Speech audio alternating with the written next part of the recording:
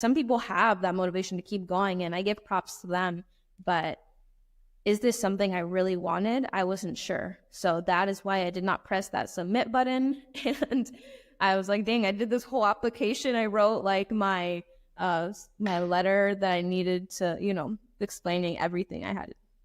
But anyway, that is, I think that's great because you mentioned an MBA, right?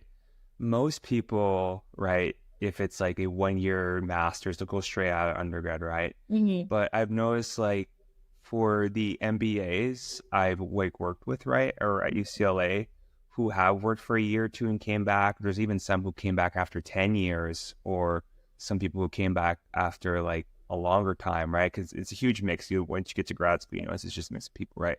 And the people who went to the professional workforce and learned a lot being in industry, they are able to really digest the content more and relate more to the case studies that you do, because business school is heavily case study and it's heavily group projects, because in the workforce it's all working with other people in a group and then like learning about case studies for businesses, right?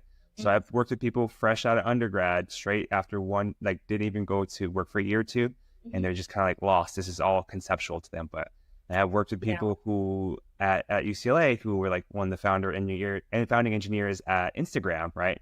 And he was like there doing the acquisition when Zuck acquired Instagram, and they know so much. And then I've worked with people who like help basically found Shopify, right? Stuff like that. And they come back and they know so much, and it's crazy. And I have people who are doctors who got their MD at like UCLA or UCSF and then came back to do an MBA, right? And they know so much, right? So I think you're making the right move by working and then maybe going back to the master's if that's what you end up pursuing.